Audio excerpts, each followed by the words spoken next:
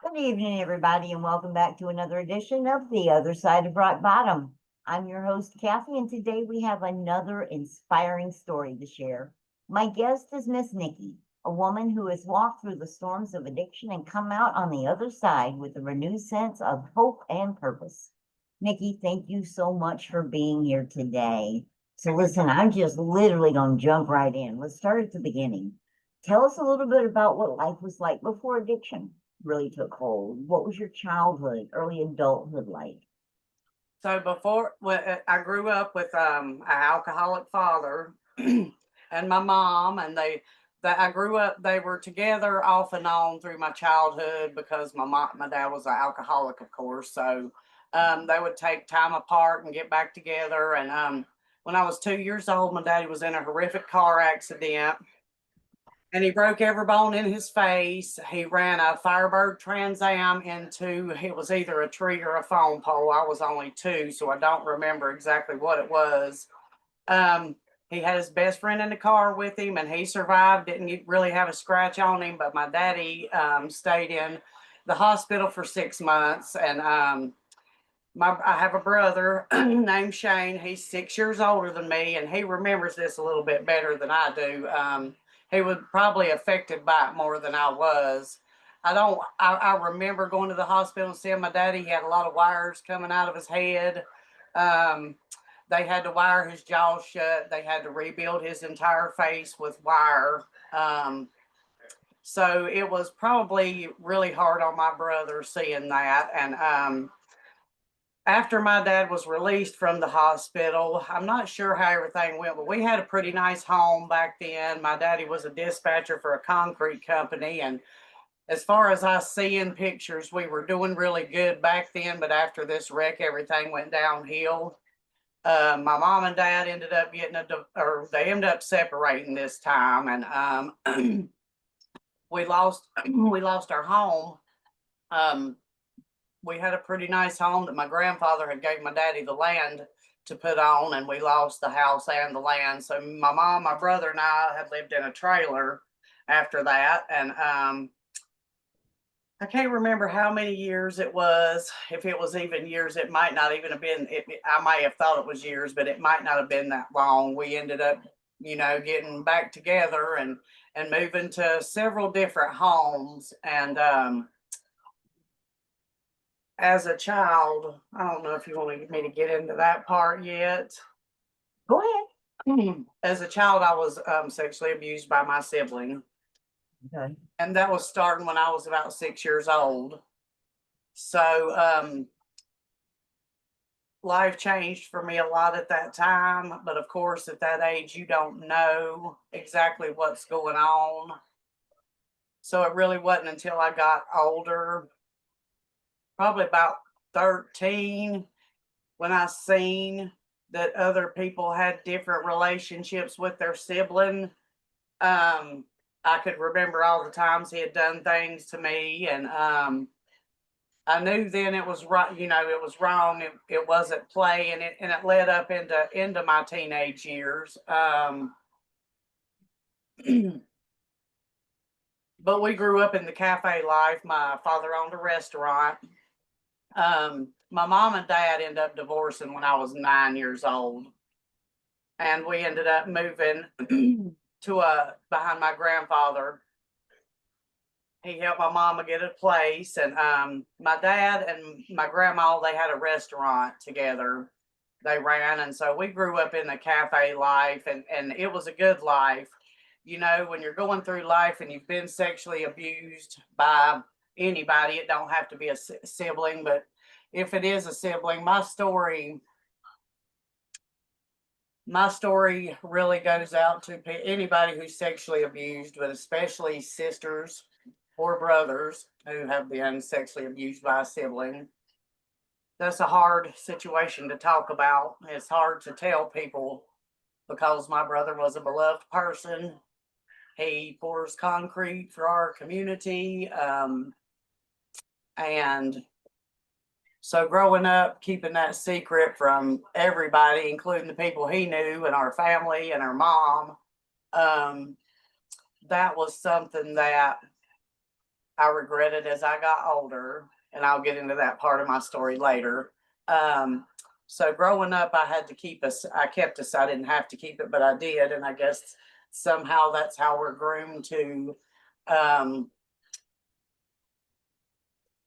when we have situations going on like that in our life, I think and it might be in our nature just to keep it to ourselves because we love people so much we don't want them to get in trouble for the things that they do. Right. And also that being somebody that's my brother, um, and it took me getting to an adult to look at these things as evil, not things that maybe personally he did as a human being, but maybe something that's in his spirit that he needs to repent for. But it's took me becoming an adult and growing in my faith to get to that part of it. So this is what led up to a lot of my addiction was being molested by my sibling.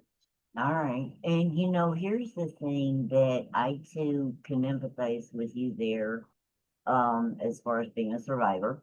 Mhm. Um, the one thing that I look at now is what happened to them that made them Yes, do what they did. yes, and I'm still, I'm stuck on it. I am Right. fast, but It opens up a door for empathy, does it? Yeah. so I have Mhm. to look at it that way too. But there's something there. I'm sure there is. Yeah.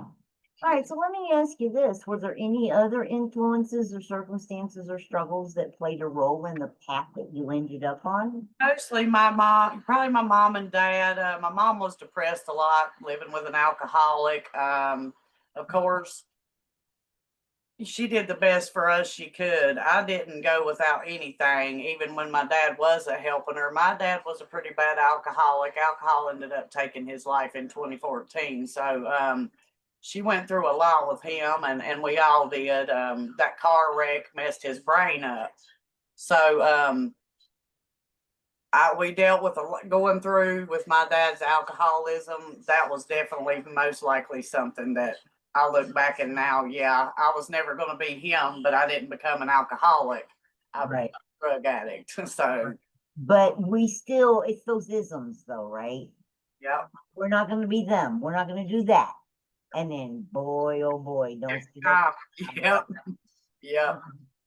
So let me ask you this. What did life feel like for you during those years? What were you searching for or trying to escape from? I would say I was probably trying to escape from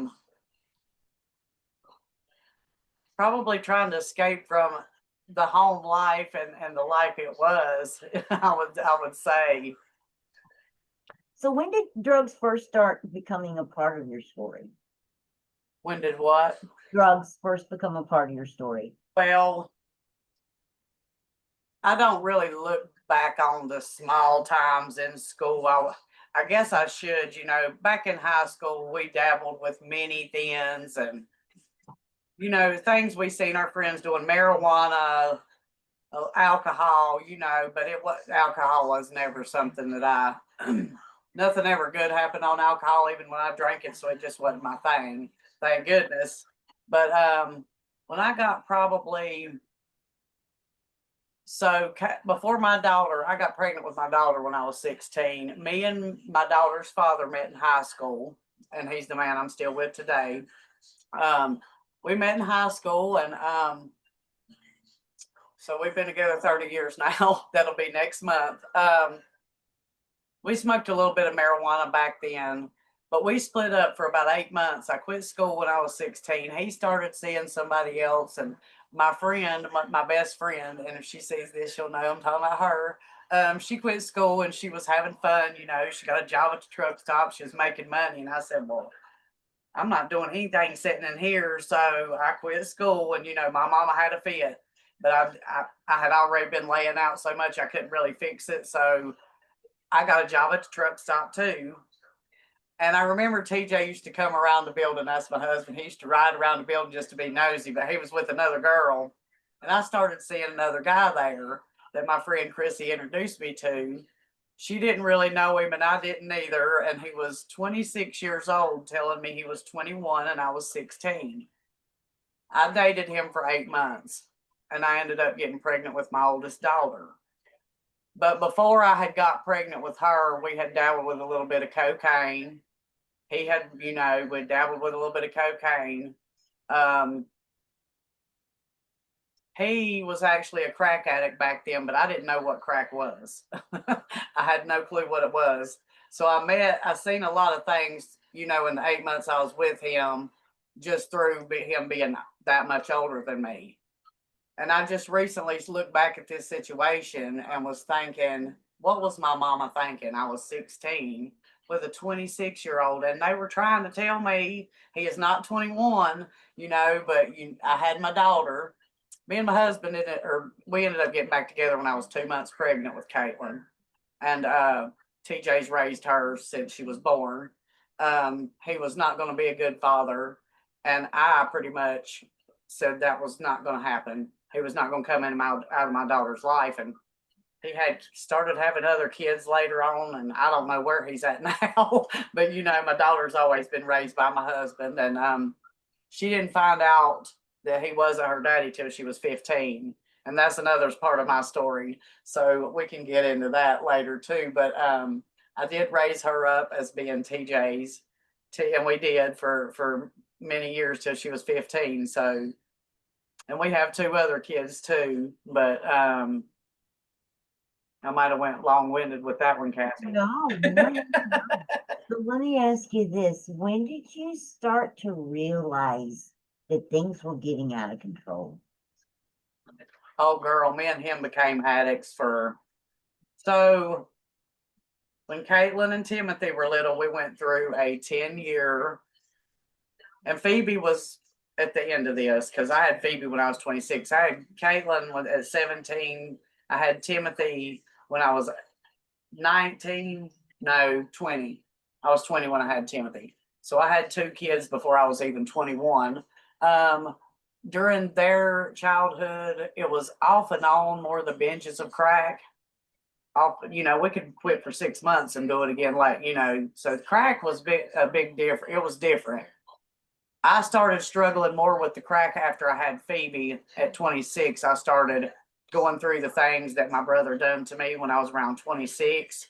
I had never told my husband what my brother had done to me. I was 29 years old before I ever told my husband, and I had been going on binges by myself. Taking people, running them. I'd be gone for 6 days, running people to do nothing. They wasn't even getting anything. You know what I mean? It was just dumb.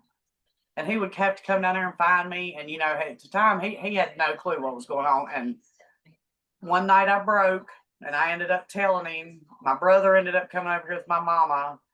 And I told my mama what my brother had done to me when I was 6 years old, or 16, when I was pregnant with Kate. And I told my mama what my brother had done to me.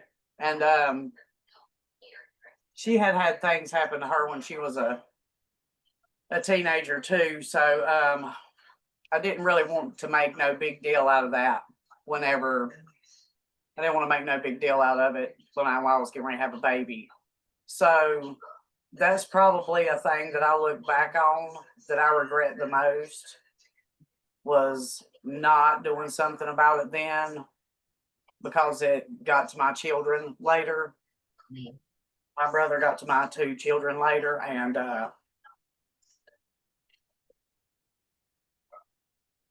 that's probably the thing I regret the most. Okay, all right.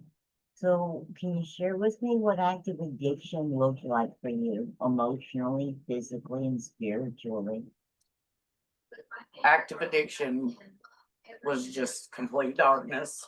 It got darker when we entered our meth addiction. After I told my husband about what my brother did, and we did get off crack for a while. We got caught, and we've been off crack ever since, but the devil found us later. I had tried meth before, we both had, and we hated it. We were like, why do people do this? Well, when the devil really wants you, he'll come and get you. And he uses these things that, I know now that Satan's trying to use a lot to destroy my family. So sitting where I'm at today, looking back at all this, I see the things he tried to do. And he put meth in our life, and we liked it a lot. It helped our sex life. When you've been sexually abused, you either go one way or the other, and I'm the other. So that was the magic pill or crystal or whatever. That was the devil. So it came to us at the time we needed it the most. We were already broken. We were already broken. We were spiritually broken. Let's see, when we entered my meth addiction or our meth addiction, my dad was already in bad shape. This was probably around 2013. We were on crack for 10 years. We were on maybe a little longer with crack, maybe 12, and then probably around 9 to 10 years on the meth. I became an IV meth user. My husband did not. I ended up contracting Hep C. Our kids watched us go through all these addictions, but we were trying to be parents. Our kids have seen a lot with us. We didn't do drugs in front of them, but all that time I was gone and my husband was here with the kids, or if we were both gone and my mama was with them, or my oldest daughter was with them, they've all been through a lot. My kids have seen a lot more than any child should see. And then the things that ended up happening with my brother too, he had ended up apologizing, wanting to start a family with somebody else, telling us he was sorry for all these things. And he was going to enter in a relationship with this one. So I had to sit down and tell her this is who he is and this is what he's done. And she didn't believe me. So he ended up getting to her daughter. Both of my daughters there as well. And my oldest was 15 when this happened. She did not tell me until she was 18 years old. My youngest daughter didn't tell me till after this. My mom, this was really hard on my mom. So his girlfriend's daughter ended up telling on my brother. And when she did, he got arrested.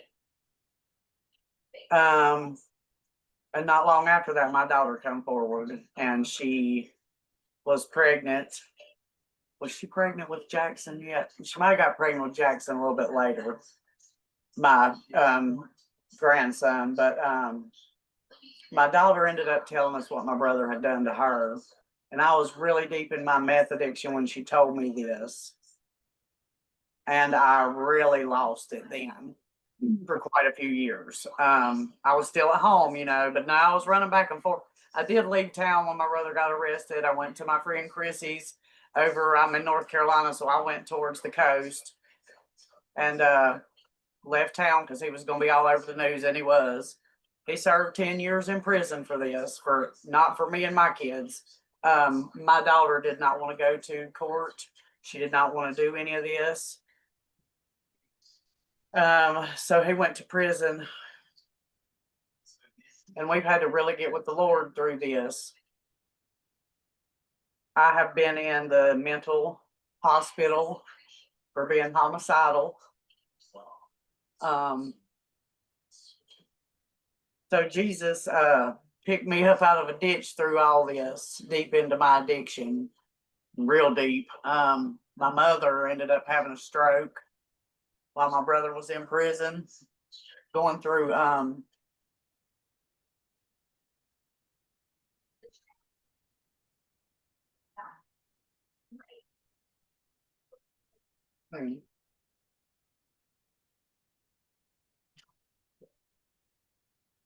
my mom ended up having a stroke going through chemo for bladder cancer. And they had made plans to take out her bladder and put the bag on her and everything. And it was getting there towards the end of her chemo treatments. And I was at home and she was at her house, and she had a stroke one night, or that early that morning. And her friend Sue had started calling her and couldn't get her on the phone, and she ran over there to check on her, and Mama was laying on the floor. So it was a bad stroke, and it had affected her speech. She never did talk again right, ever. That was the hardest thing about it, because she never could say my name right. She called me my daddy. It was crazy. But she was paralyzed on her entire right side. And when she had to come to my house, because she lived in a teeny little trailer, and it was the same one that we had moved in when, when I was younger, after my mom and dad divorced. She lived there, and I lived here, and I had to take care of her, so she had to move in over here. I rented her trailer out to a friend at that time who trapped it out. I don't even go into that story. So he ended up going to jail, but she was here. I took care of Mama for 2 years in addiction. It's the hardest thing I've ever done. And one night we were fighting, me and TJ both. We were fighting. My mama was having to watch us fight. My kids was having to watch us fight. My kids got took for 2 years. When my brother got arrested and all that, I lost myself.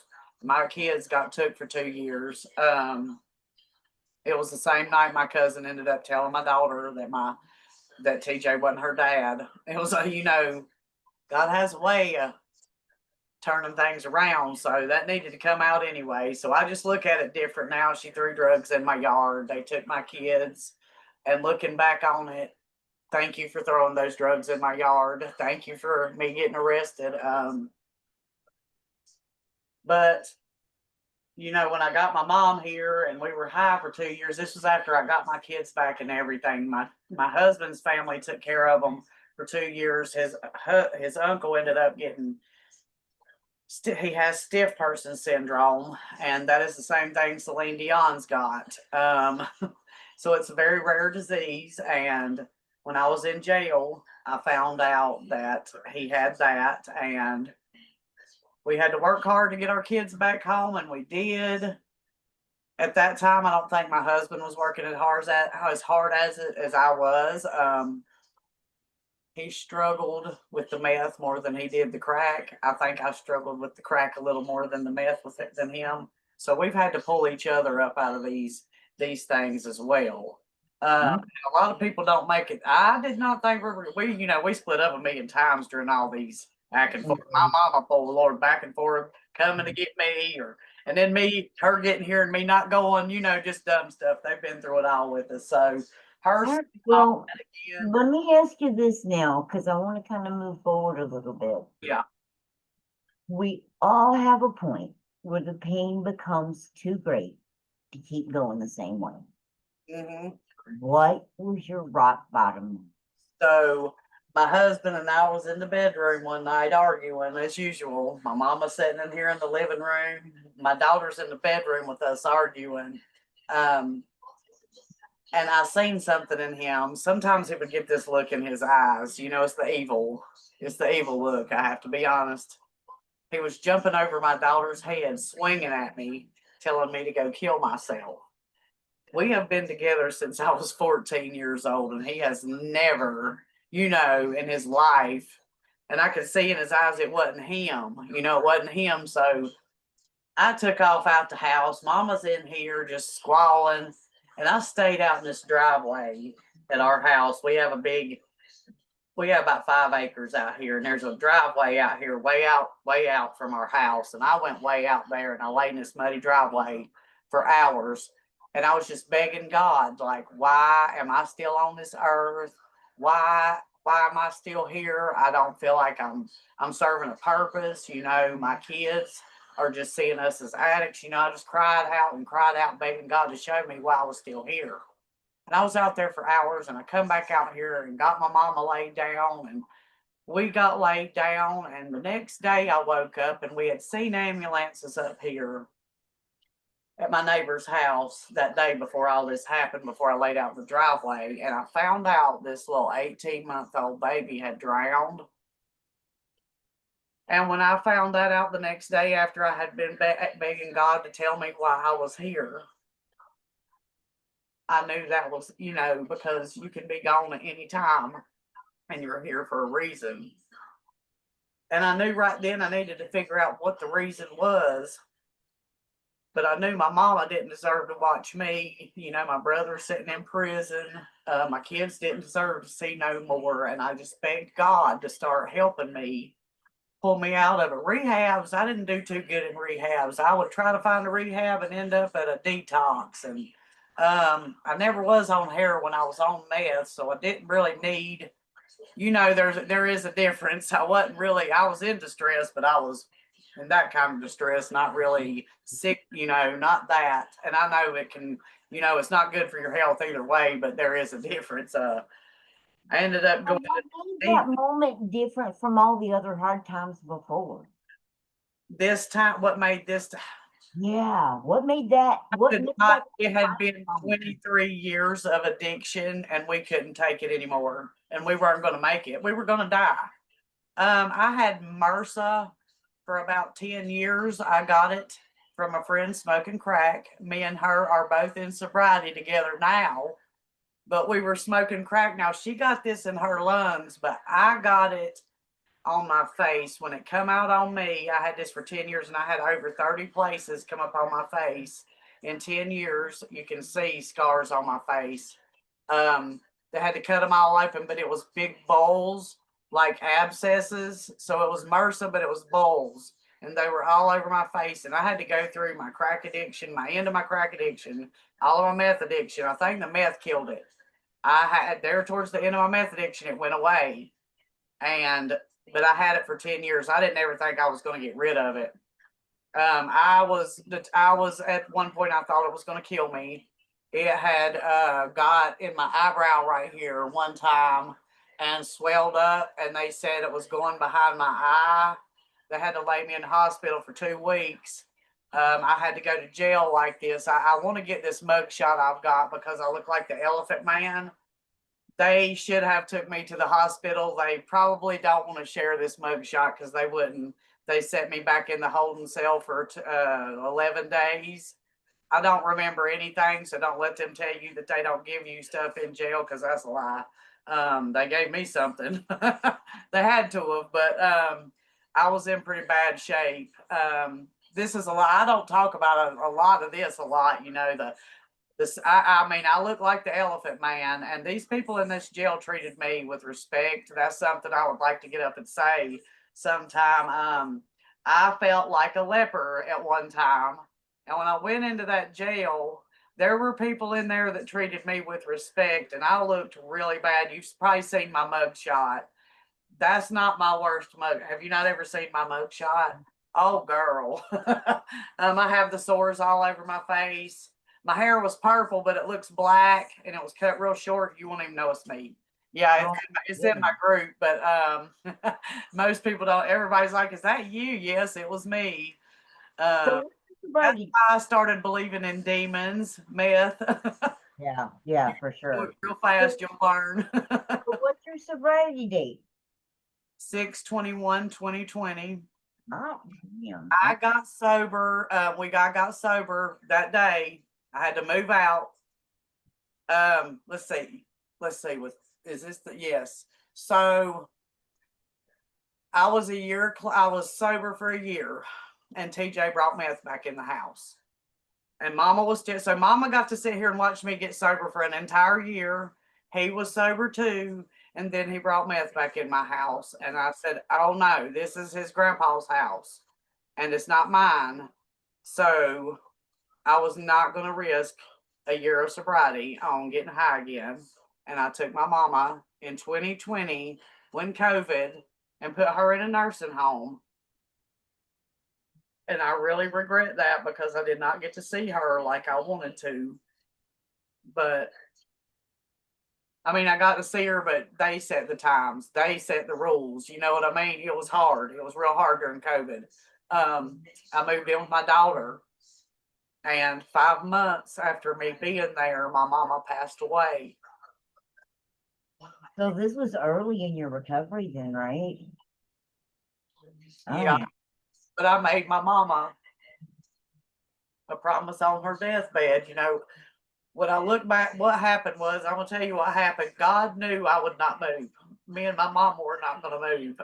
Mama was smoking cigarettes. She had this bladder cancer. She would not go to the doctor. She would not do because she knew she just wanted to do what she wanted to do. That's just what it was. She did not want to go to the doctor, and she was getting to where she couldn't urinate. Her urines had smelled horrible from bladder cancer anyway, so I went through years of smelling this. It was hard. But when she got to where she couldn't pee and it was just a little trickle, it was really bad. When TJ brought this dope in, this is what had to move me. And I don't know, I don't want to say God did this, but God did something with this. He, I would have, my mama was not moving.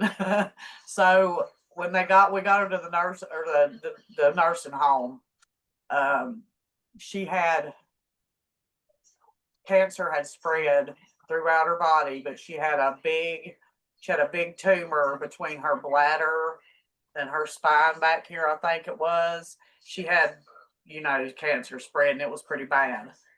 So that made me move. That one little thing happening, him bringing something stupid in the house, it's something that made me move. But at that time, I was over ever wanting to be high again. I was willing to leave and start over and do what I needed to do. And when Mama died, I had promised her on her deathbed that I wouldn't go back to that life, and I meant it. And when my mama passed away, I was reading her scripture, and I wasn't running around getting high. And so she got to see who I was. I'm sure she was worried about me. I'm sure before she passed away, she was worried. And she passed away. I was trying to get to the hospital, and I was going to run and grab my daughter so we could get there together. And she passed before I got there. So I've kind of always regretted running and trying to get my daughter. I should have run there straight to her, but sometimes God don't want you to see things, because I did not do well when my grandmother passed away, and I seen her pass away in front of me. So I thank God, he took her before I got there for a reason. But he's helped me keep that promise. I've had to stay in the Word. And even on days I couldn't get in the Word, I have to do something spiritual. I have to find videos, find the pastors I like, or, find books that I need to read, that, just anything to stay afloat, because I do suffer from PTSD. I know that, but I choose now not to take medication. I came off of Klonopin back in November. They gave that to me after I'd been a year sober. They gave it to me after my mama died. I could eat nerve pills by the handfuls back in the day. So I don't know how I did this, but I was having way too many left over in my bottle every month, and I would have a bottle filled before I even had half a bottle took. And I was like, well, I don't guess I need these anymore. Well, a girl at work was stealing them from me out of my pocketbook. So I ended up quitting that job because they wasn't gonna fire her. When I ended up quitting that job, this is when I tried to get into peer support. But I've had to follow some strange leads to get to the next step. You know what I mean? right. Well, so next step. That job if something crazy wouldn't have been happening. So Right. Well, speaking of next step, what does recovery look like today for you? How do you find the strength to keep going when it all gets tough? today I've got to witness, me and my husband got back together. He's been sober since my mom passed. Since a little bit before my mom passed, he got sober, but I still wouldn't come home till after she passed. So when we got ourselves back together, my husband, he does heating and air. I have been into the Recovery Out Loud recovery community, and I created a Facebook group that's turned into a little ministry in my area. I've been giving my testimony in the areas that I was getting high in my community, and we got another one coming up on the 30th. But today, I couldn't imagine sitting where I am today. I still don't understand how I'm sitting here. But what I had to do is I had to find myself and not be stuck on who I was and the trauma that I grew up living. What the devil had me thinking about myself and who I was is not who I am. So I have been on a 5-year journey to find myself. And that happening to me may have caused me to be an addict, but it did not break, it's not going to break me. Me and my children are survivors. My brother was released from prison in April. He is going around telling people in my community he didn't do anything he did, and it could get me sideways, but it's not going to, because I have to pray for his soul. I know what he's done, and I know if he doesn't repent for the things he's done, I know where he's going. Yeah. So that is what recovery has done for me, because I was planning on his demise in my addiction. And they did have to put me away I was planning for it. Okay. So I have to pray for him now, because he's going to do that to himself, just going around and not owning his truth. And if something happened to him that I don't know about, I'm not sure I want to know who. I'm going to say that for first and foremost. I don't know if I'm. So sometimes when you ask for things, you got to be ready for the answers. I do want him to work that out with somebody who's willing to work with him. At this point, I'm not. I have to be honest. So I am very honest about it, and I do pray for him.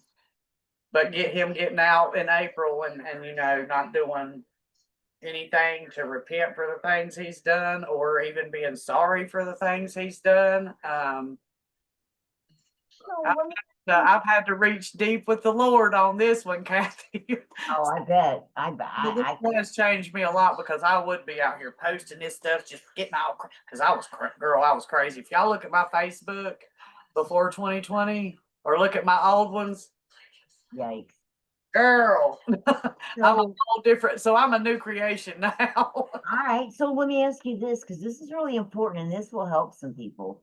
What are some daily tools or habits or practices that help you stay grounded?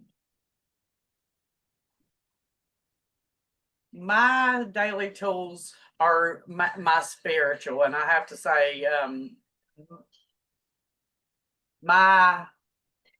a believer in Jesus Christ, so I do get up every day. I read the Bible. I do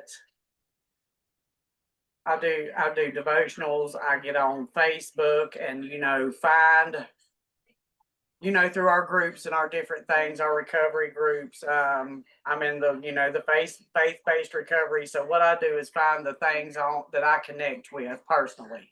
I find, it may not be the same thing as I'm connected to, but you got to find the things that personally you connect to, and you got to stay grounded with that. You got to get rid of people, places, and things at first. That was, one of the big, you can go back and reach down for them later. But to be able to help them now, you're going to have to let them go. And that's, for anybody who's in early recovery, you can come back and reach back for them later. But Yeah. you've got to change people, places, and things. That's really the main thing. That's the key. That is the absolute key. We have to learn a whole new way to live. Yep. Right. And we got to walk away the door. Like you said, you can go back and revisit it. Yep. But yes. Man, what encouragement. So, all right. What is something you're excited to do or experience that you couldn't have done before? Something I never imagined doing was standing up in front of a bunch of people and talking. So I am excited to do that. And my job in peer support, I never really imagined helping others or just getting really it's just talking to people for me and getting paid. That's what it's like. It's just talking to people and it's helping them, but you're getting paid for it. And I was going through so many years in factory work. I was also a cosmetologist, but I mostly factory work. I was a factory worker, and when you grow up doing, well, you have kids early and you just get into factory work, you clock in at 8, you better you got to be at lunch at this time, you got to be back at this time. They have programmed us to do that. So when I started this job, I was trying to change my time because I had to be there at 8. I had to be there at 8:30, and my boss man's like, Nikki, what are you doing changing your time? And I'm like, well, for so many years, I would lose my bonus if I didn't get there at 8 on the dot. You know what I mean? Not so I'm excited just to be a human being and not be a robot. A human being instead of a human doing, right? It's There you go. It's All like right. they program us to think we have to be somewhere at a certain time. I mean, they really do. And I'm just now figuring this out. I'm like, oh, this has been programmed in my head since I was 18 years old. It's crazy. You know, it's amazing how much of our thoughts today are based off of faulty knowledge Yep. back then, Yep. right? And what's beautiful is we can give ourselves the grace today to say, hey, kid, it's okay. At 20, you didn't know what you didn't know. You did the best with what you had, Yep. right? And give ourselves grace. So I want you to give our viewers a message of hope, honey. What would you say to someone tonight listening who is right where you once were, feeling hopeless, trapped, or ready to give up? The first thing you've got to do is confront your demons. That's the first thing you've got to do, and don't be afraid to do it.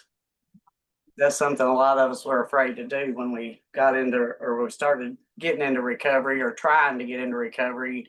We didn't want to face those demons, and no matter what it is, any kind of abuse or whatever you went through, you just got to face it, and you just have to put in the work. You've got to know that there is life out there. There is life out there on the other side of addiction, or we don't have to even just be talking about drugs. Some people just get depressed, sit at home, and food becomes their addiction. And Right. you just gotta start getting out and understanding there is life out there, and you're not meant to just be sitting around getting high or just eating or whatever your addiction may be. You got to start living life because it's short. It's very short. Most people that me and my husband were friends with are not even here anymore. Right. We're only 45 years old. So, and all of it wasn't addiction. It was car wrecks or heart attacks or, different things. So just don't give up. That's the main thing is don't give up. Even if you fall, don't give up. Get up and keep going. Get up and keep going. One step at a time. Yes, All right, Miss Nikki, I always ask everybody before we close out the most important question of all. What does the other side of rock bottom mean to you? The other side of rock bottom to me means freedom, because I was stuck so long in it was a type of prison. The other side of rock bottom for me is freedom. It's freedom for my children. It's freedom for my grandchildren. It's freedom for me and my husband both. We just don't have to be stuck in that prison anymore, in that cycle, that repeating cycle of feeling bad because the bad things we just went and did, everything we just went and broke after we just tried to pick it back up. So being out of that cycle for 5 years now, it's been freedom. Freedom. That's a beautiful way to end it. Miss Nikki, thank you so much for sharing your story with us today. Your honesty, courage, and hope will inspire so many who hear this. And guys, if you're watching, if Nikki's story has touched your heart, encouraged you, or made you think of someone who could use a little more hope right now, please take a moment to like this video, subscribe to this channel, and share it with others. You never know whose life you might be changing by hearing a story like this. Thank you for joining us. And until the next time, remember there is life on the other side of rock bottom.